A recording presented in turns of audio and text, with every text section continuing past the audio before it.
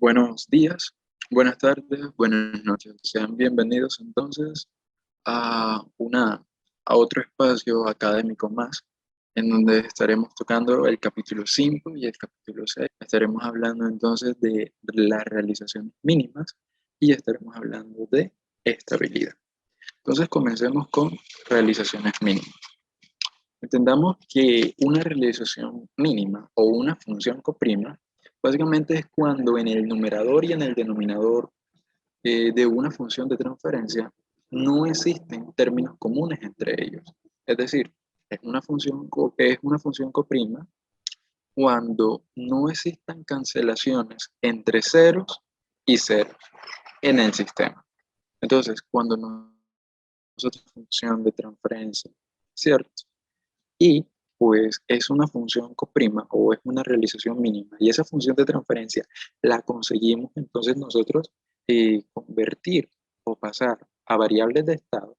Entonces notaremos que dicho sistema, efectivamente en variables de estado, por ser una realización mínima, entonces será primeramente controlable, será observable y si el sistema es bioestable, entonces a que también va a tener una controlabilidad interna. Entonces, de esta manera vemos lo relevante o lo importante que es entonces nosotros conocer si una función de transferencia es una función coprima o una realización mínima. Sea cual sea en que nosotros estemos utilizando pues dicha función de transferencia, ya sea en un proceso, ya sea en el ámbito académico o en cualquier contexto básicamente que nosotros pues utilicemos una transferencia, porque de esa manera nosotros pues seremos conscientes que dicha función pues va a contar con todas estas propiedades interesantes de un sistema dinámico, ¿cierto? Entonces, cuando un sistema tiene una realización mínima, esto pues quiere decir que el denominador tendrá exactamente el mismo grado del orden del sistema. ¿Esto qué quiere decir? Esto quiere decir que el número de autovalores de la matriz de estado A simplemente será igual al número de polos de GDS. ¿Qué sería GDS? Recordemos entonces que GDS pues sería nuestra función de transferencia, la cual evidentemente ya sabemos que está comprendida por un numerador y por un denominador. Ambos se encuentran en el dominio transformado de Laplace. Ahora bien, la pregunta en cuestión, la pregunta que pues nosotros nos haríamos en este caso sería, ¿cómo nosotros sabemos si una función de transferencia es una realización mínima o es una función coprima? Entonces, y para esto, pues existe una forma de comprobar si nuestra función efectivamente es una función coprima, ¿cierto? O una realización mínima. Entonces, ¿qué nos dice el teorema o qué nos dice el método? Pues nos dice que si una función de transferencia es EDN, constituida evidentemente por su numerador y su denominador representados tal cual como lo vemos en pantalla, ¿cierto? Representados tal cual como nosotros lo vemos en pantalla. Y entonces, pero tenemos también la existencia de otros polinomios que serán entonces denotados como n barra ds y d barra ds. Y estos polinomios pues tendrán un grado menor a los de los polinomios pues originales, ¿cierto? ¿Esto qué quiere decir? Que si estos polinomios existen, lo que nosotros podemos inferir es que aún podemos continuar realizando cancelaciones, eliminaciones entre nuestro numerador y nuestro denominador, básicamente. Entonces, el caso contrario a esto, es decir, el caso en donde no exista estos denominadores. Entonces, si no existen estos denominadores, ya nosotros, perdón, estos polinomios, ya entonces nosotros podemos decir o podemos garantizar que estamos en una realización mínima o en una función o prima. Matemáticamente entonces nosotros podríamos expresar o describir esto de la siguiente manera. Si existe eh, un polinomio n barra de s y un polinomio d barra de s, de tal forma que la función de transferencia n de s sobre d de s pueda ser expresado en otra función de transferencia con polinomios de lado. Si esto es posible, es decir, si es posible realizar esa igualdad, ¿cierto? Entonces esto quiere decir que aún no han llegado a la realización mínima. Bien, ahora, si nosotros no conseguimos realizar esta igualdad, entonces quiere decir que nuestra función de transferencia efectivamente es una función O'. Y entonces básicamente, pues tomando como datos, pues, o como base, la igualdad generada por el teorema, ¿cierto? Entonces podemos realizar el siguiente sistema de ecuaciones, en donde lo que simplemente se hizo fue pasar todos los términos de un lado de la igualdad. Y con eso, pues llegamos a este sistema de ecuaciones que se ve en pantalla. Entonces, si nosotros podemos encontrar la solución para los coeficientes desconocidos, ¿cuáles serían los desconocidos? Pues notemos, ya nosotros conocemos d de s, ¿cierto? Que sería el denominador de nuestra función de transferencia. Ya nosotros conocemos n de s, que sería el numerador de nuestra función de transferencia. ¿Cuáles serían entonces esos coeficientes desconocidos? N barra de s y d barra de s. Entonces, si nosotros encontramos solución para esos coeficientes que no conocemos, entonces podremos intuir que aún existen cancelaciones entre los polos y los ceros. Listo. Y básicamente sería eso. Si por el contrario, entonces nosotros no encontramos solución para ese sistema de ecuaciones, lo que quiere decir entonces es que ya hemos llegado a la realización mínima. Y listo. Básicamente, pues podríamos decir eso, pues que notemos que en este caso, ¿cierto? Em, Vemos que nuestro denominador en cuestión tiene un orden o un grado 2, es de segundo orden, ¿cierto? Donde tenemos un coeficiente de 0, de 1 de S y de 2. De forma análoga, vemos que el numerador n de S es de orden 2. También vemos pues que tenemos el, el polinomio de barra de S. Pues, ¿qué sabemos de esto? Que es un grado menor, ¿cierto? Y que es un polinomio, básicamente, que nosotros no conocemos de forma análoga n de S. Recordemos que los coeficientes que nosotros conocemos entonces serán d sub 0, n sub 0, d1, n1, d2 y n2. Y los coeficientes pues desconocidos serán d barra sub 0, d barra sub 1, n barra sub 0 y n barra sub 1. Entonces, si nosotros sustituimos todos estos coeficientes en la ecuación original, ¿cierto? Llegaremos a un sistema de ecuaciones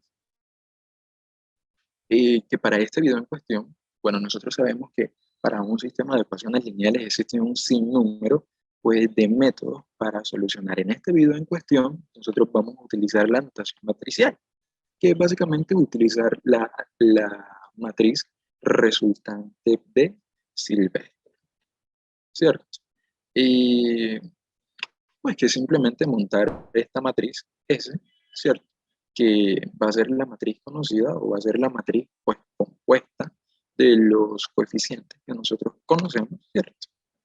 Va a llamarse la matriz resultante de Silvestre y en la matriz M, pues vamos entonces nosotros a vincular arreglar todas nuestras incógnitas. Entonces, si se le da la solución a dicho sistema de ecuaciones, es decir, S por M igual a 0, ¿cierto? Y se encuentra una solución para ese sistema, pues eso básicamente quiere decir que aún existen simplificaciones por realizar entre nuestro numerador y en nuestro denominador. De una forma más rápida, lo que entonces nosotros podemos implementar, pues, sería saber si, para saber si tiene una solución o no, entonces sería especificar o hallar el determinante. Entonces es importante, si el de esta matriz es cero, lo que esto nos quiere decir es que es una matriz inversible. Y por lo tanto, entonces, vamos a tener que dicha matriz va a tener infinitas soluciones para el sistema de ecuaciones. Y entonces, si existen infinitas soluciones, con el simple hecho de que nosotros tengamos una solución, ¿cierto? Ya entonces podemos decir que existen simplificaciones. ¿De acuerdo? Entonces, para nosotros entender un poco mejor este concepto, vamos a resolver este ejemplo. Bueno, aquí se fijan que ya toda la solución está pues realizada. Sin embargo, vamos entonces a hacer uso de, vamos a resolverlo utilizando un tablero electrónico. Entonces, si me permiten, voy a compartir.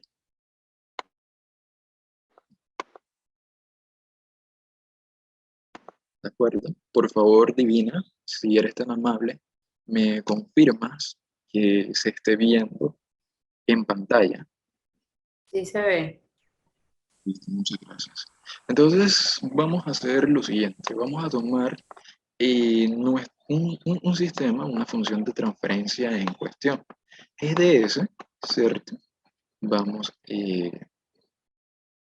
a ver si podemos trasladar esto para acá. ¿De acuerdo? Y esto, vamos a ver si podemos trasladarlo hacia un lugar en donde no nos estorbe, ¿de acuerdo? Entonces vamos a tener esta función de transferencia, ¿de acuerdo? En donde, pues, s cuadrado más 2s más 1. Listo. Entonces vamos a determinar, vamos a determinar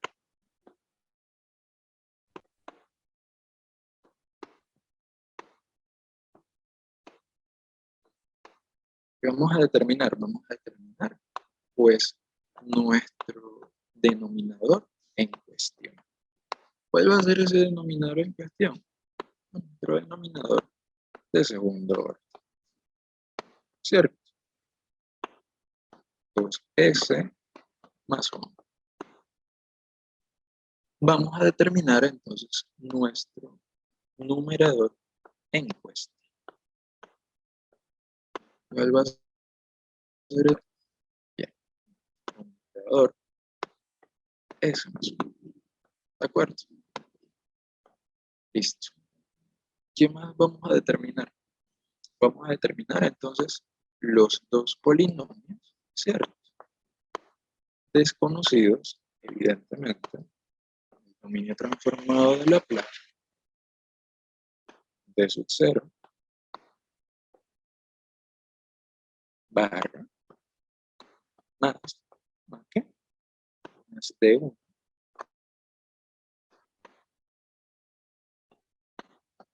D1 barra DS. ¿Cierto? Evidentemente vemos que este polinomio resulta siendo un grado menor que este polinomio. Bien. Y entonces también vamos a determinar nuestro otro valor, n de S barra. Listo. Entonces, Listo. Entonces, y este sería nuestro denominador, nuestro numerador, ¿cierto? De nuestra función de transferencia. Y pues vamos entonces a hacer vamos a demostrar si esta función de transferencia es una función coprima o no lo es. Entonces, ¿qué tenemos que hacer? ¿Cuál sería nuestro primer paso? Entonces vamos a aplicar el teorema. ¿Cuál va a ser ese teorema que vamos a aplicar? Bueno, el visto hace contados minutos. Sería ds, que va a estar multiplicado por ¿quién? Por menos n, ¿cierto? N barra ds, ¿cierto? Más ¿qué? N ds, que va a estar entonces también multiplicado por ¿quién? Por d barra ds. Y todo esto, pues, va a estar igual a base. ¿Qué estamos haciendo? Pues estamos, evidentemente, pues estamos estableciendo la ecuación a la cual nosotros habíamos llegado. ¿De qué manera? Estableciendo el método o el teorema anterior. ¿Sí? Listo. Eso es lo que estamos haciendo. Bueno, entonces, y una vez hecho eso, vamos a reemplazar cada término. ¿Cómo así reemplazar cada término? Bueno, DDS va a ser este denominador que nosotros tenemos acá.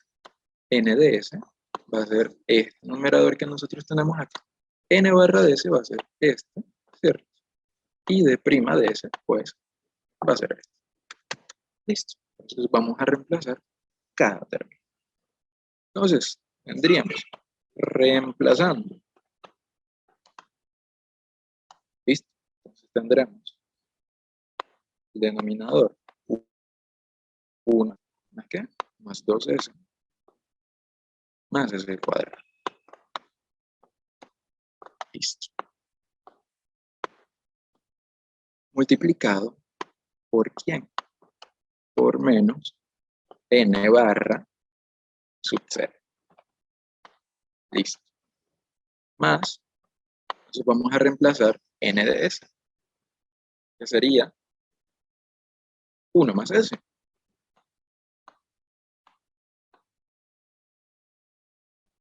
Listo. Y esto va a estar multiplicado por D barra DS, que sería entonces D barra más D 1 barra DS. Y esto va a ser ¿qué? Igual a 0. ¿Cierto? Realizando entonces distributivo, vamos a poner aquí distributiva,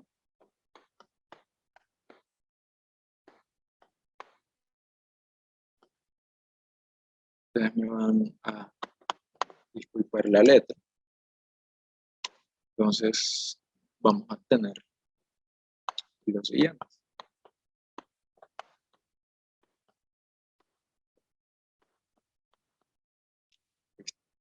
Vamos a obtener esto.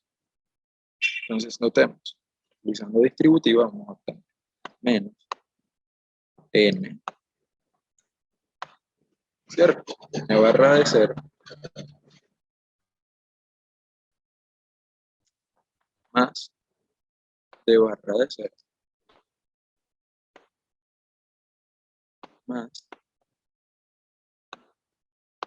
sería d barra, ¿cierto? De 0 más d1 barra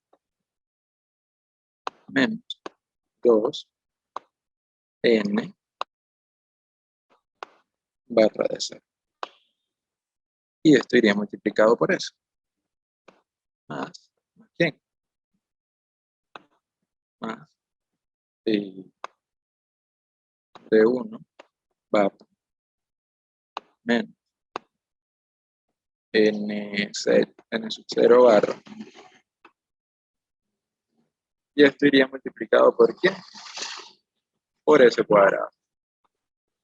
Y todo esto pues sería igual a 0. Entonces, como es un sistema, ¿cierto?, de segundo orden, y podemos básicamente entonces sacar tres ecuaciones. Y bastaría sencillamente igualarlas a 0 y pues de ahí entonces definir dichas ecuaciones. Recordemos, pues esto será nuestros términos independientes. Van a ser los términos que van a acompañar a la variable s, y estos van a ser los términos que van a acompañar a la variable s cuadrado. Y entonces de esta manera, básicamente si nosotros igualamos esto a 0, pues obtendríamos las tres ecuaciones para realizar la matriz aumentada de Silvestre. ¿De qué manera lo haríamos? Bueno, lo haríamos de esta manera. Primero vamos a establecer aquí los coeficientes pues conocidos. Entonces, imaginemos que pues, aquí va n sub 0, ¿cierto? Aquí va d sub 0, y pues aquí entonces iría d sub 1, ¿cierto? De tal manera, ¿cuál sería entonces el coeficiente de n sub 0? Sería 1, ¿cierto? ¿Cuál sería entonces el coeficiente de... Bueno, esto lo hice como guía. Todo esto pues sale de cuando nosotros igualamos esto a 0. El coeficiente de sub 0 para esta primera ecuación, ¿cierto? Si nosotros la igualamos a 0, no es sub 0, 1, de sub 0, 1, y en este caso no habría de sub 1. Por lo tanto, entonces colocamos 0. Para la siguiente ecuación, ¿cierto? Entonces tenemos con un valor de 2. Tendríamos d sub 0 con un valor de 1, ¿cierto? Porque aquí el coeficiente es 1. Y en el caso de D1, pues tendríamos un valor de 1. Ustedes pues seguramente se deben estar preguntando, bueno, ¿qué pasa con el menos de acá y el menos de acá? Esos menos lo vamos a establecer entonces en nuestra matriz de variables. ¿De acuerdo? Listo, ya vamos para allá. Posteriormente vamos con este sistema. Y n sub 0, pues nuestro valor va a ser 1, ¿cierto? En este caso no habría d sub 0. Y por último, pues vamos a poner d sub 1, al cual su valor es 1. Entonces, esta sería la matriz resultante de Silvestre S, ¿cierto? Y entonces vamos a trazar la matriz M. ¿Cuál va a ser la matriz M? Va a ser la matriz de incógnitas hay menos n sub 0, ¿cierto? Para d sub 0 y d sub 1. Fíjense entonces que el hecho de colocar este menos aquí, pues ya entonces no coloco este menos. ¿De acuerdo? Entonces, ¿cómo nosotros podríamos establecer si esta función de transferencia a través de esto que estamos haciendo aquí, pues es una función o prima o tiene una realización o llegamos a la realización mínima? Bueno, básicamente, de una forma rápida podríamos calcular el determinante. Si nosotros sacamos el determinante de la matriz S, entonces observamos que ese determinante va a ser igual a 0. ¿Y qué pasaría si ese determinante es igual a 0? Pues que será una matriz no inversible. Y si es una matriz, entonces tendríamos infinitas soluciones. Y con el hecho de tener una solución, ya entonces nosotros podemos intuir que podemos seguir realizando cancelaciones entre el numerador y el denominador. Ahora, algo importante. Otra forma mucho más rápida de verlo es observando el rango de la matriz S. Es decir, si observamos el rango, vemos que no es completo. ¿Por qué? Porque vemos que la matriz es pues 3 por 3, pero el rango de dicha matriz es de orden 2.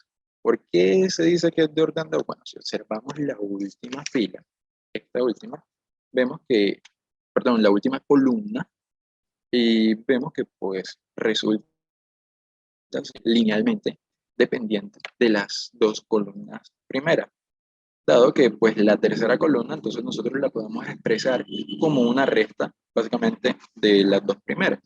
Si nos fijamos, 1 menos 1 es 0, 2 menos 1, 1 y 1 menos 0, 1. Es por esa razón de que su rango es 0. ¿Sí?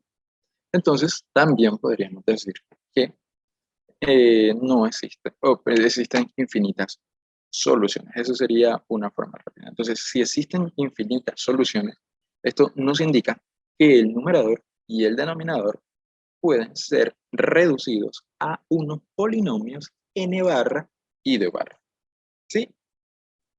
Y es algo bastante lógico, dado que, pues básicamente, la función de transferencia que tenemos, vamos a correr esto un poquito más para abajo.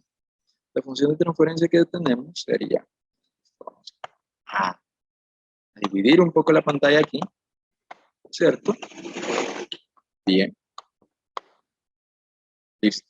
Entonces, si nos fijamos en la función de transferencia que nosotros tenemos, es g de s. ¿Sí?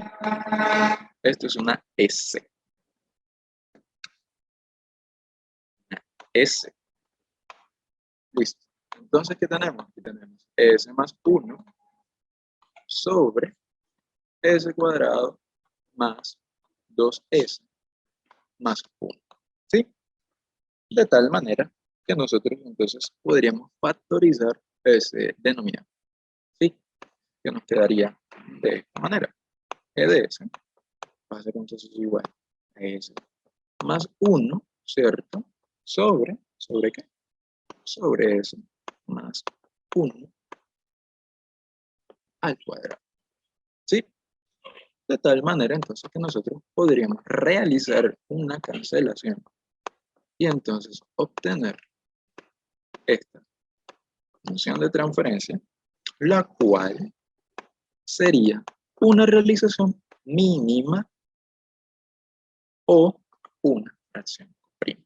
Entonces, recordemos, ¿qué decíamos nosotros al principio? Que si nosotros sabíamos que llegábamos a una función de transferencia que pues ya habíamos llegado a la realización mínima por una función coprima que teníamos, básicamente, en variables de estado tendríamos que sería una función observable, sería una función sí, observable, sería una función controlable y si el sistema es vivo estable, entonces pues tendría una estabilidad interna. Ahora, ocurre algo también bastante importante que lo menciona el libro guía.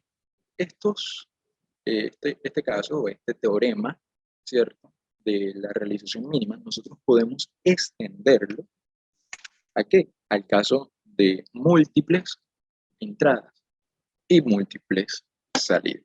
Entonces, básicamente, esto era lo que le quería compartir de esta primera temática, no sin antes pasar por alto el algoritmo brindado también por el libro que también resolvimos en MATLAB.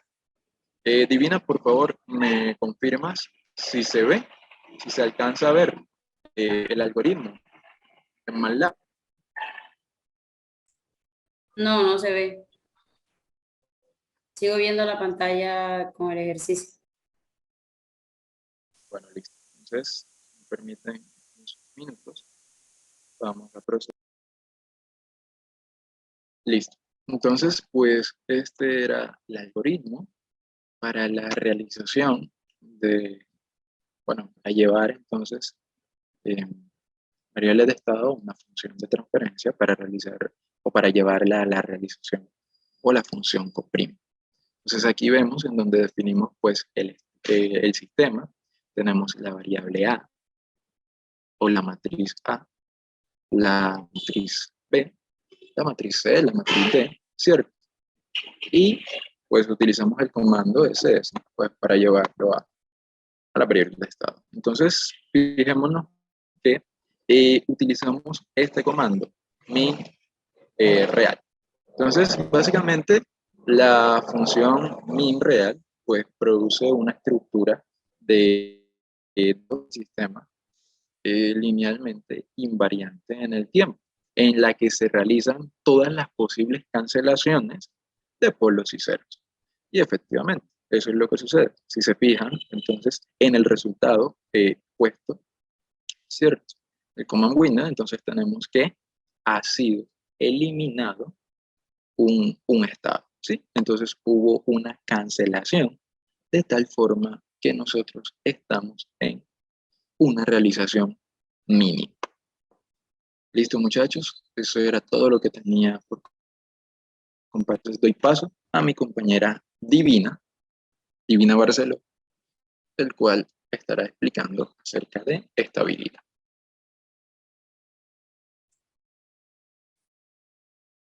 Hola chicos.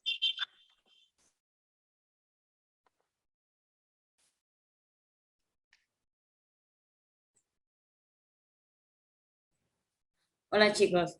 Yo les voy a hacer una pequeña introducción de sistemas lineales. Los sistemas dinámicos son proyectados para realizar un determinado tipo de tareas o para procesar una determinada señal. Pero debemos entender que si un sistema dinámico no es estable, este no podrá desempeñar su función cuando una determinada señal de entrada es aplicada en el sistema. Por lo tanto, en la práctica, un sistema dinámico debe operar siempre en una región de estabilidad. Esta definición de estabilidad se realiza con base en presentación matemática usada. Es decir, tenemos la estabilidad entrada-salida y tenemos estabilidad interna. Vamos a empezar a hablar sobre la estabilidad entrada-salida. Pasa a la siguiente diapositiva, por fin. Sabemos que la respuesta en el tiempo de un sistema LTI lineal e invariante en el tiempo podría dividirse en el tiempo. Tenemos esta ecuación x a la t es igual a x sub z i de t más x sub z st, que es dado por la respuesta en el tiempo de los estados. Vemos que estado viene separado por x sub z i, que se conoce como la entrada cero, que es la respuesta a las condiciones iniciales del sistema. Y tenemos el otro término que es x sub z s, que la conocemos como la respuesta al estado cero. Por tanto, tenemos respuesta entrada cero y respuesta a estado cero, que es la respuesta de mi sistema cuando yo aplico una señal en la entrada del sistema dinámico. Entonces, tenemos que para un sistema de la forma x punto igual a x más bu y y igual a cx más du, que sería la respuesta de los estados cero, viene dada con la siguiente representación, con la siguiente ecuación, donde la entrada al estado viene dado a la exponencial de a a la t, que multiplica los estados iniciales, y la respuesta del estado cero viene dado por la integral de 0 a t, que multiplica la exponencial a por t menos tau, que multiplica el vector p por la entrada de t. Entonces, la estabilidad desde el punto de vista entrada-salida solamente va a considerar la respuesta al estado cero, lo que quiere decir que los estados iniciales para este tipo de estabilidad van a ser condiciones iniciales nulas, iguales a cero. Por tanto, simplemente mi salida queda representada por la expresión que tenemos más abajito, de YT, donde mi matriz C, que multiplica mis estados, que sería X de T, donde sería únicamente al estado cero, x sub z st, y esto viene siendo la salida de mi sistema, como ya había dicho anteriormente. Siguiente diapositiva, por favor. Ahora voy a hablar sobre la estabilidad viva. Si yo tengo una entrada UT que es limitada, implica que yo debo tener una salida YT también limitada. Y esto se conoce como vivo estable, que en inglés sería bounded input, bounded output. O sea, entrada limitada, salida limitada. Es decir, si un sistema dinámico lineal cumple con esto, que al aplicarle una entrada limitada, luego tengo una salida limitada. Entonces yo puedo afirmar que mi sistema o que este sistema es vivo estable. Para el análisis de estabilidad vivo, puede ser analizado con la siguiente respuesta al impulso, que sería esta ecuación que tengo acá. Entonces, si yo tengo mi salida YT y le aplico un impulso a mi sistema donde EDT es la respuesta a mi impulso del sistema, yo debo mantener una salida limitada. Siguiente diapositiva. Listo, tenemos un teorema, revisémoslo. Nos dice este teorema que un sistema CISO, o sea, que es de una sola entrada y una sola salida, es vivo estable si y solamente si GDT es absolutamente integrable en el intervalo de 0 a infinito. Es decir, si yo tengo una respuesta al impulso, el valor absoluto de la respuesta al impulso debe ser totalmente integrable en el término de 0 a infinito. Esa respuesta al impulso debe ser menor o igual a un valor m y menor a un número infinito. Siguiente diapositiva. Bueno, esta es la representación de un sistema dinámico lineal cualquiera, que sería la respuesta que tiene ese sistema ante una entrada de impulso. Entonces, él responde de una manera y vuelve a cero. En conclusión o en resumen, basta con integrar toda la función anterior, la que le mostré, que es de la integral de 0 a infinito, de g de t, donde tengo que tener un número cualquiera mm, mayor o igual a la integral y menor a infinito, para apreciar si el sistema es evidentemente estable, donde vemos que la línea azul corresponde al impulso GT. Como vemos que debemos integrar el valor absoluto, vamos a tomar el valor absoluto de esta señal y eso va a quedar representado aquí en unas líneas rojas. Pasa a la siguiente diapositiva, por fin. La línea azul sería la misma, o sea, sería la misma señal, solo que está sobrepuesta el valor absoluto de la respuesta al impulso. Entonces, como venía diciendo, integramos de 0 a infinito el área bajo la curva de la señal roja y al hacerlo vemos que esta es un área limitada, es decir, finita. Y esto nos dice de forma general que un sistema con una entrada de impulso siempre debe tender a 0 con respecto al tiempo. Si eso se cumple, podemos decir que nuestro sistema es estable. En cambio, si el sistema tiende a infinito, o sea, que tiene un área que no es limitada, sino que infinita, entonces va a ser inestable. Siguiente diapositiva, por favor. Aquí le tengo un ejemplo donde tenemos una matriz dinámica A con autovalores en la diagonal principal únicamente y vamos a suponer que tenemos condiciones iniciales nulas. Para verificar si este sistema es estable, lo hacemos integrando en la entrada UT una señal impulso o también una señal que también sea limitada, como por ejemplo un escalón. En esta ocasión vamos a utilizar una entrada escalón. Lo primero que debemos hacer es verificar que nuestro sistema es estable. Y ya sabemos que lo hacemos verificando la salida de nuestro sistema YT para las condiciones iniciales nulas. Entonces, la salida YT viene dada por C, que multiplica la integral de 0 a T por toda esta ecuación que tenemos acá, la del medio. Entonces, si aplicamos una entrada limitada igual a 1, o sea, una entrada del tipo escalón, para UT igual a 1, para verificar la salida de nuestro sistema, lo hacemos reemplazando donde nos queda esta ecuación que tenemos acá abajito, YT, donde sería desigual a la matriz C, que multiplica a menos 0,1 por 4, que multiplica la integral de 0 a t por e a la a t menos tau. Vemos que la matriz A es una diagonal y ya sabemos que basta con colocar el autovalor en la exponencial. O sea que sería exponente a la menos 2, como vemos acá en la matriz. La menos 2 por t menos tau, que multiplica el primer valor de b, que en este caso sería 1, por ut, que en este caso también sería 1. Y lo mismo sucede en la segunda integral, que sería la exponencial a la menos 5 por t menos tau, que multiplica el valor de bu, que en este caso sería 3 por ut.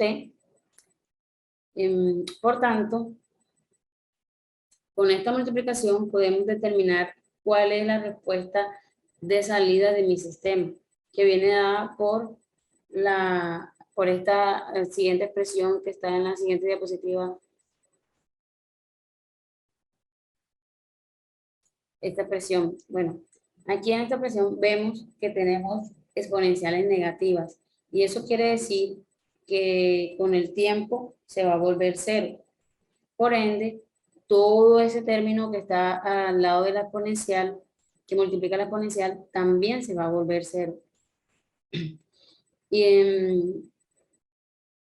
Y también tenemos el término de la exponencial negativa, que es menos 5t, que también se va a volver cero con el tiempo. Y ya sabemos que todo ese término también se va a volver cero. En conclusión, vemos que aplicando una señal limitada, la salida también va a ser limitada. Y estos términos, al volverse cero, la salida en este caso, como es un escalón, va a quedar en un valor constante. Entonces, aplicando una entrada limitada, obtenemos una salida limitada. Por tanto, nuestro sistema es vivo estable. Aquí tenemos otro segundo ejemplo y de donde vemos que es exactamente el mismo, solo que ahora tenemos en el autovalor, tenemos un 5 con signo positivo y en la entrada, que antes era un 3, ahora es 0. Luego verificamos nuevamente la salida para una entrada del tipo escalón, hacemos el mismo procedimiento que habíamos aplicado en el ejemplo anterior. Sigue la diapositiva, por favor. Y resolviendo para una entrada de UT igual a 1, vamos a tener que la salida va a venir dada por esta expresión. Aquí también podemos ver que con una entrada limitada, la salida también va a ser limitada. Pues vemos que hay una exponencial negativa, que a medida que va a pasar el tiempo, como ya había dicho anteriormente, pues va a hacer que la otra expresión se vuelva a cero, que se va a volver a cero, y al volverse cero, toda la expresión que multiplica eso también se va a cancelar. Por lo tanto, también es un sistema estable, a pesar de tener un autovalor positivo. Siguiente diapositiva, por favor. Bueno, vamos a trabajar la estabilidad con transformada de Laplace. Esta estabilidad también se puede verificar utilizando la transformada de Laplace, haciendo un test de estabilidad vivo de manera fácil. Tenemos aquí en la pantalla una función S de Laplace y solo es la transformada de Laplace de nuestra función en el tiempo y que ella puede ser representada por un sumatorio de estos polos reales y de polos complejos conjugados. Sabemos que al tener un sistema en el dominio de Laplace, podemos llevar al dominio del tiempo aplicando la transformada inversa. Pasa a la siguiente diapositiva, por favor. Donde vemos que si tenemos polos reales, ellos se van a convertir en el dominio del tiempo de A sub i por el exponencial de P sub i por T. Entonces, vemos que el polo aparece en el exponente y por tanto, pues aquí se ve claramente que tenemos polos reales y nosotros necesitamos tener en la parte negativa para que el exponente sea negativo. Entonces esa sería nuestra primera condición, que los polos deben ser negativos cuando tenemos una transformada de Laplace. Siguiente diapositiva, por favor. Ahora vamos a hablar de la estabilidad en sistemas mismos. Para que un sistema mismo sea estable, también debe cumplir las mismas condiciones que el sistema anterior. Pasa de la misma manera. Un sistema mismo con respuesta al impulso, si lo tenemos en el tiempo gt, sabemos que se compone por varias funciones en el tiempo y sería una matriz de funciones y g sub i j de t. Este sistema va a ser vivo estable si y solo si cada elemento de esa función de transferencia que tenemos acá es absolutamente integrable en el tiempo, en el intervalo de 0 a infinito. Todos esos elementos deben ser integrables. Se debe integrar con el tiempo y debe ir para 0 para que sea estable. Entonces, recordando si tenemos dos sistemas mismos de 2 entradas y 2 salidas, si yo coloco 2 entradas limitadas, pues debo tener 2 salidas limitadas. Es decir, que si yo aplico un impulso en la salida, debe aparecer una respuesta y debe ir para 0. En la otra salida debe dar otra respuesta y debe ir para 0 también.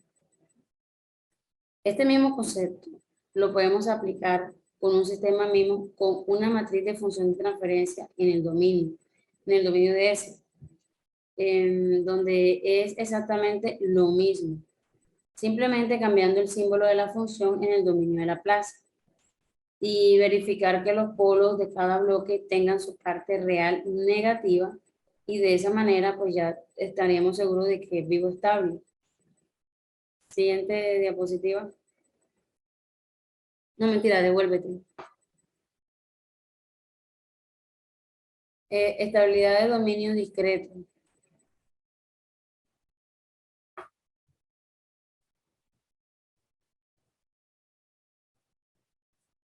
Bueno, es el mismo concepto, solo que en el tiempo discreto nosotros sabemos que nuestra salida en el tiempo discreto es la sumatoria desde 0 a k de la respuesta del impulso G de K menos M por la entrada U de M.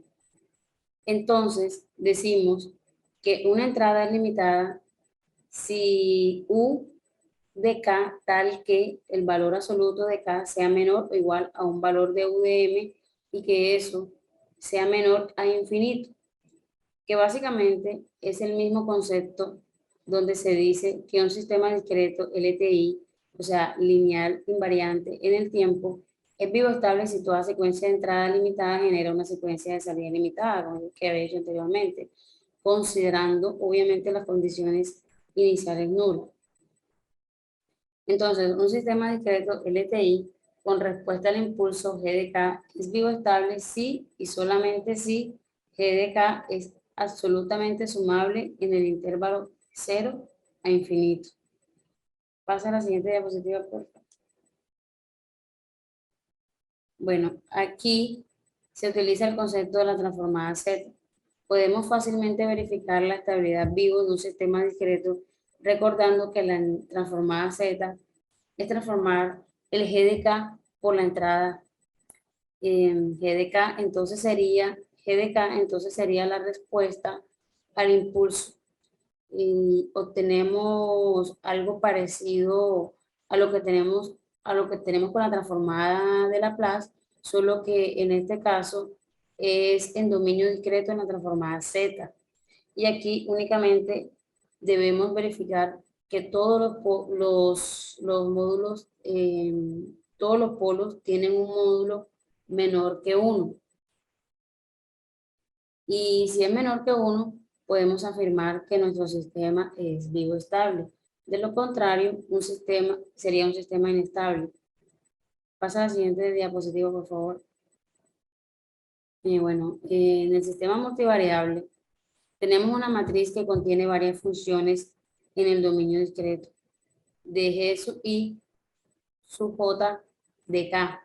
Va a ser vivo estable si y solamente si cada elemento es absolutamente sumable en el intervalo de 0 a infinito. Y para el caso que cada uno de ellos está en una función de transferencia z, se verifica que cada uno de los elementos de la matriz tengan los polos con un módulo menor que 1, como ya había dicho anteriormente. Pasa a la siguiente diapositiva, por favor.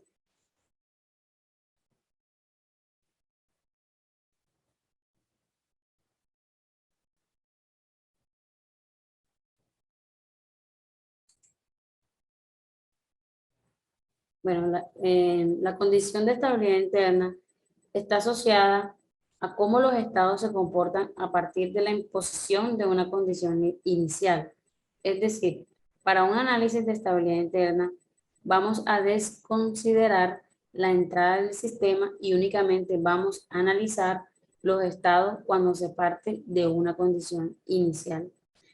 Tenemos este sistema de ecuaciones en variables de estado, en x punto igual a x más bu y y igual a cx más du. Este sistema representado en espacio de estados lo podemos representar por función de transferencia utilizando la siguiente representación equivalente que aparece en pantalla. Sabemos que nosotros podemos pasar de una expresión en espacios de estado para función de transferencia de esta manera. Si notamos idealmente los autovalores de esta matriz A, idealmente serían los polos de la función de transferencia, porque si vemos aquí los polos de la función de transferencia es el determinante o es la ecuación característica de la matriz dinámica A. Lo que debemos ver aquí es que no necesariamente los autovalores de la matriz A van a ser los polos de mi función de transferencia.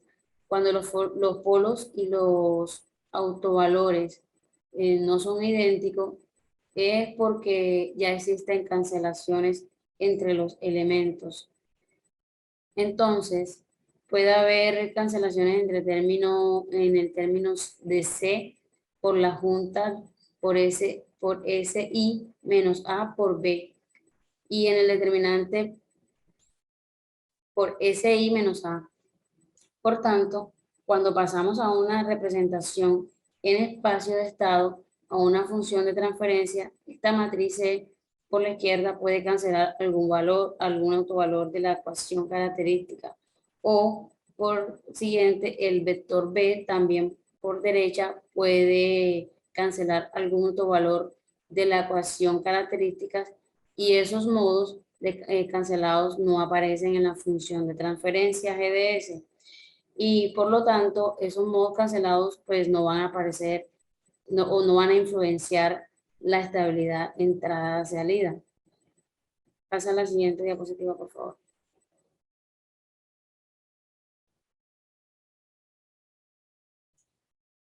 Aquí consideremos el siguiente ejemplo. Aquí tenemos una representación donde los autovalores de la dinámica A están en la diagonal principal y vemos que hay un autovalor negativo y otro positivo.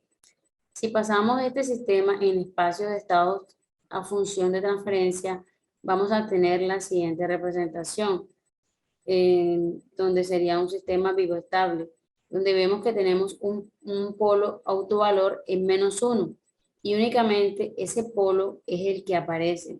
Observando la función de transferencia, esta es la representación entrada-salida del sistema. Y aquí podemos afirmar tranquilamente que mi sistema es bioestable porque el polo tiene la parte real negativa.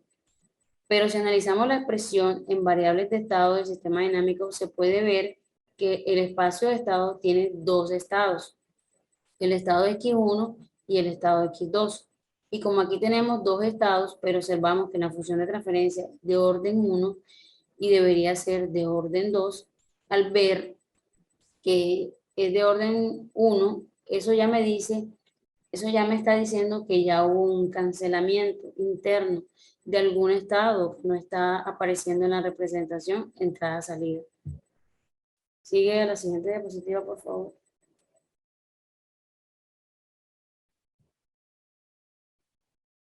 No, devuélvete.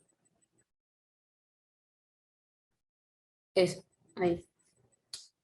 Bueno, en la respuesta de los estados con un escalón unitario, analizando este mismo sistema para una entrada, este tipo de escalón, y analizando cómo se comportan los estados, obtenemos esta representación.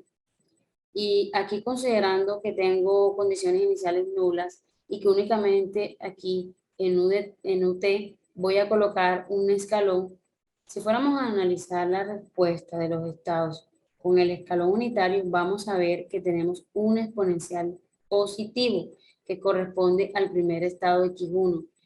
Y pues solo por ese hecho de ser positivo, mi respuesta se va a ir para el infinito. O sea, que yo puedo observar que a pesar de que este estado no aparece en la representación está en entrada-salida, es un estado interno y yo puedo afirmar que este sistema es internamente inestable a pesar de ser estable en la representación entrada-salida. El siguiente. Bueno, vamos a mirar este teorema donde nos dice que para tener estabilidad interna se debe cumplir que toda condición inicial, la trayectoria de los estados xt tienden a cero, cuando el tiempo tiende a infinito. Esto también se conoce como estabilidad asintótica. Esto me está diciendo que para una dada condición inicial, dado por x0 igual a x0, todos los estados deben asintóticamente converger para cero, a medida que el tiempo tiende a infinito. Como solo me tengo que preocupar con la respuesta de la condición inicial del sistema, por lo que el cálculo de la estabilidad interna es mucho más fácil. Entonces, si solo me preocupo con las condiciones iniciales, pues simplemente los estados vienen dados por el Eure a la A por T por X de 0, que serían las condiciones iniciales. Por el exponencial de A a la T por X sub 0, es la palabra. Donde este exponencial siempre debe ser negativo para que sea asintóticamente estable o tenga estabilidad interna, porque al ser negativo, al transcurrir el tiempo, pues ese término se va a ir para cero. Entonces, para analizar la estabilidad interna del sistema, analizamos apenas la matriz A. Suponiendo que la matriz A está en la forma diagonal, la respuesta en el tiempo para una condición inicial x0 es dada por la ecuación que tenemos acá abajo. Bueno, yo como dije anteriormente, solo me preocupo por la condición inicial del exponencial de A por T por X sub 0. Entonces vendría multiplicado por cada condición inicial por el exponente del autovalor dado que la matriz A está en su forma diagonal, como había hecho anteriormente. Así podemos calcular la estabilidad interna de mi sistema y aquí notemos que la exponencial siempre debe ser negativo para que este sistema sea asintóticamente estable, como repito, ya lo había dicho anteriormente, para que cuando el tiempo tienda a infinito, los términos se vayan para cero. Vamos a ver un pequeño ejemplo, está en la siguiente diapositiva. Por favor. Bueno, aquí retomamos el ejemplo de la estabilidad con estabilidad entrada-salida que teníamos anteriormente, donde tenemos un autovalor positivo que es el 5. Si hallamos la función de transferencia de este sistema que vemos que tiene dos estados, entonces si tenemos la función de transferencia donde C por la inversa de ecuación característica de A por B, en esta función de transferencia pues observamos que el polo aparece en la representación entrada-salida, que es el -2. Y como es un polo negativo, pues ya habíamos dicho que es un sistema vivo estable, pero observamos que la función de transferencia es de orden de 1 y la representación en el espacio de estado tiene dos estados. Esto quiere decir que aquí hubo un cancelamiento interno, donde la función de transferencia es la ecuación que tenemos acá abajo y es un sistema vivo estable. Siguiente diapositiva.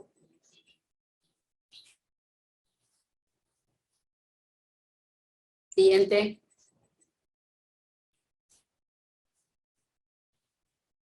Analicemos entonces la estabilidad interna del sistema considerando la siguiente condición inicial. Tenemos x0 igual a 1,1. Bien, si analizamos la respuesta a los estados con esta condición inicial, vemos que el estado x2 se va para infinito cuando el tiempo es infinito. Esto nos va a aparecer la exponencial positivo, lo que nos está diciendo que el sistema es internamente inestable. Si llevamos esto, o sea, si hacemos una analogía y lo llevamos al mundo de control, pues este sistema se podría controlar a través de la entrada, ya que es un sistema bioestable, visto desde la entrada para la salida. Pero el problema es que si el sistema es internamente inestable, por este autovalor que aparece en la representación entrada-salida, puede darse el caso que cuando entre una, continuando, como le venía diciendo, considerando la siguiente condición inicial, que sería x0, perdón, igual a 1,1, si analizamos la respuesta de los estados con esta condición inicial, vemos que el estado x2 se va para infinito cuando el tiempo es infinito. Nos va a aparecer el exponencial positivo, lo que nos está diciendo entonces que este sistema es internamente inestable. Y si nosotros llevamos esto al mundo de control, este sistema se podría controlar a través de la entrada, ya que es un sistema bioestable, visto desde la entrada para la salida. Pero el problema es que el sistema es internamente inestable, como ya lo vimos, por ese autovalor que no aparece en la representación entrada-salida. Entonces puede darse el caso que cuando entre una perturbación al sistema y al ser internamente inestable, pues esa perturbación va a terminar desestabilizando todo el sistema y el controlador no va a ser capaz pues de controlarlo. Y listo, chicos, esta es mi parte, los dejo con mi otra compañera. Hola a todos, mi nombre es Andrea Bolaños y en esta parte de nuestra exposición les voy a hablar sobre la estabilidad interna, pero en sistemas discretos.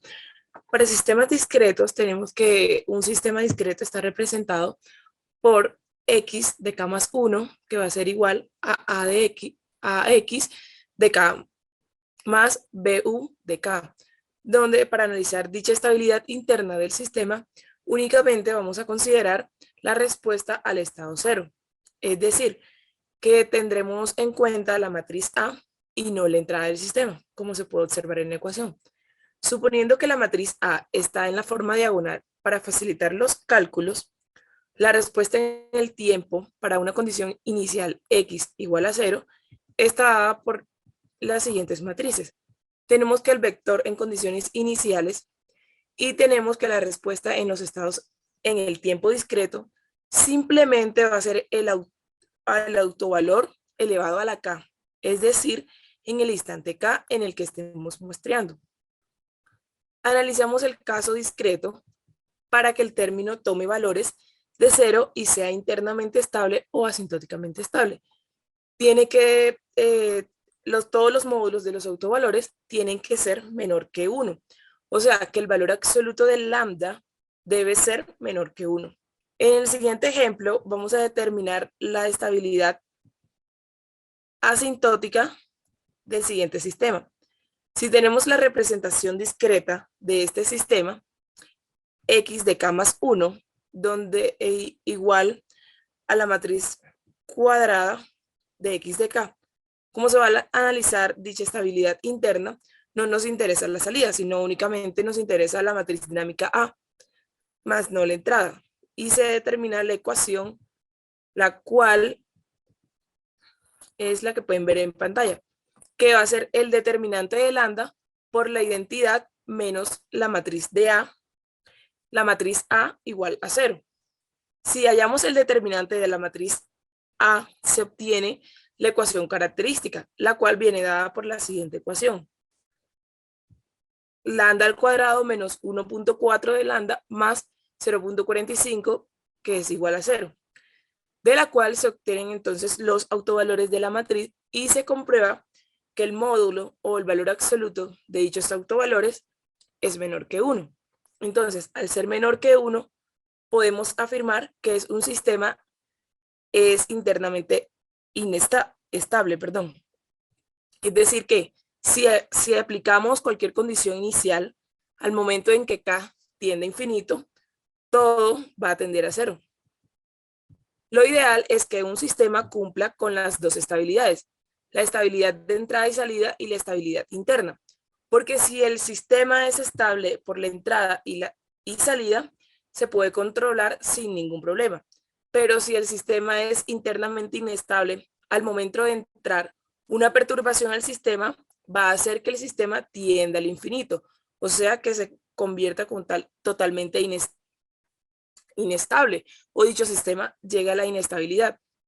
Estos análisis de estabilidad solo se aplican para sistemas lineales e invariantes en el tiempo.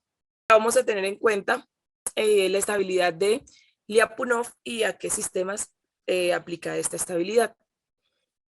Como sabemos que los sistemas lineales e invariantes en el tiempo se pueden analizar con métodos simples de estabilidad, como la estabilidad de entrada y salida, que ya habíamos visto antes, y la anteriormente mencionada, la estabilidad interna, pero estos métodos no pueden ser aplicados para analizar sistemas lineales variantes en el tiempo, ni en sistemas no lineales. Entonces existe un criterio de estabilidad que puede emplearse en este tipo de sistemas y se conoce como criterio de Lyapunov, el cual es una forma genérica pues, para analizar la estabilidad de sistemas donde dicho análisis es determinado de forma directa, porque no se usa directamente la dinámica del sistema, sino que por el contrario se va a analizar cómo se comporta el sistema. Esta idea surgió en el siglo XIX, donde todo se basaba en energía. En aquella época solo existían sistemas mecánicos. Por ejemplo, si la energía de ese sistema mecánico tendía a 0, cuando el tiempo tendía al infinito, el sistema se caracterizaba en esa época por ser un sistema estable. Básicamente lo que hace Lyapunov es asociar al sistema una función escalar que relaciona los estados del sistema y esta está denotada como B norma de X, de tal forma que esta capture la energía asociada a la trayectoria del sistema y se analiza si dicha función tiende a 0 a medida que el tiempo tiende a infinito. Entonces, ahora vamos a hablar de la energía de una señal con el análisis de Lyapunov. Para el análisis, recordemos que dicha energía, cómo se representa la energía de un sistema en el tiempo, la cual viene dada por la raíz cuadrada de la integral de 0 a infinito de la señal al cuadrado de t. Entonces, para eliminar la raíz cuadrada, se elevan al cuadrado ambos términos de la ecuación y se obtiene esta energía. Se sabe que la energía siempre es una función escalar y es construida a partir de la dinámica del sistema. Entonces, las expresiones que se tienen para definir la energía son infinitas, dependiendo del tipo de energía que se está aplicando y con el que se desee trabajar. Existe energía potencial, energía cinética, entre otras. Entonces, para el análisis se debe asociar a la función escalar B norma de X una función de energía. Se elige que la energía que esto asociaría a la función. Entonces, se analiza el comportamiento de esta energía en el tiempo, el cual se describe en la siguiente gráfica. Al analizar la gráfica, se puede afirmar o podemos decir que la función tiende a cero a lo largo del tiempo, como se puede observar en la trayectoria de la función, de la cual podemos afirmar que esta energía va a ser siempre positiva y la derivada de esa energía es siempre negativa, porque ella está decreciendo con el tiempo. Entonces, si se cumplen estas dos características, el sistema es internamente estable porque siempre va a tender a cero. Ahora, si un sistema tiene más de un estado, o sea que no es únicamente una función escalar, se podría representar la energía de una señal usando la definición de producto interno para representar este tipo de sistemas, donde tenemos la traspuesta de x de t por x de t. Ahora, si por ejemplo la función de energía no tiene una derivada que sea siempre negativa, como se puede observar en la gráfica, en el comportamiento de la función vemos que la energía tiende a cero, pero con esto podríamos afirmar que el sistema es estable. Pero como no cumple con las dos propiedades, porque la derivada de la energía siempre debe ser negativa, por lo tanto no se consigue capturar la dinámica de esa energía. Hay que tener en cuenta que entonces la función de energía que se vaya a utilizar debe ser monótonamente decreciente. Para conseguir eso, se coloca una matriz P en los estados y se intenta hallar la matriz se intenta hallar la matriz tal que la función sea monótonamente decreciente. En conclusión, podemos afirmar que la estabilidad por Lyapunov consiste en poder determinar que una función que presente un comportamiento de energía monótono para decir que el sistema es estable. De lo contrario, si no se consigue determinar esta función en términos generales, no quiere decir que el sistema sea inestable. Ahora, antes analicemos un poco las propiedades de matrices simétricas que se usan, las comúnmente usadas para el método de Lyapunov. Para entender cómo analizar el criterio de estabilidad por Lyapunov, es necesario entonces que entendamos un poco sobre las propiedades de estas matrices simétricas. Si M es una matriz cuadrada M por M, entonces va a tener dos propiedades. Que dicha matriz va a ser simétrica cuando la matriz M sea igual a la matriz traspuesta de M, y va a ser antisimétrica cuando la matriz M sea igual a la antisimétrica de la matriz traspuesta. Para esto analicemos dos propiedades.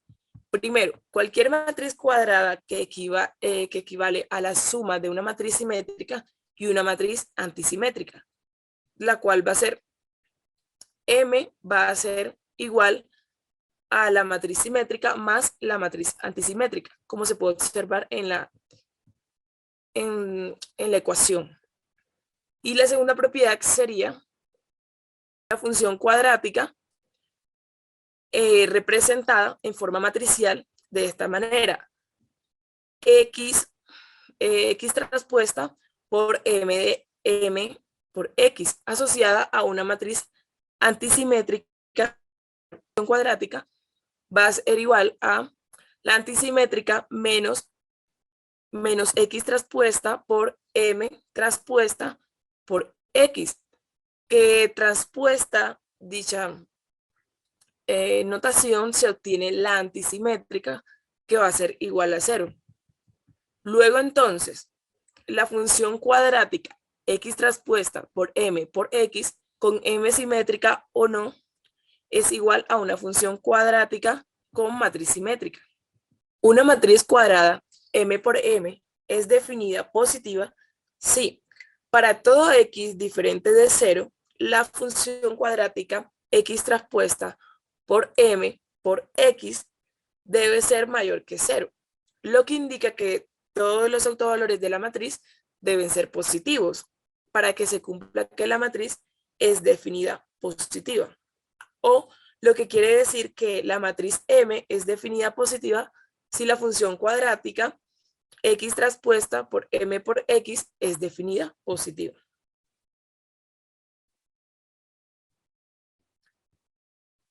Ahora analicemos un poco la estabilidad de Lyapunov, pero aplicada a sistemas lineales. Todas estas definiciones y propiedades aplicadas, pero a sistemas lineales.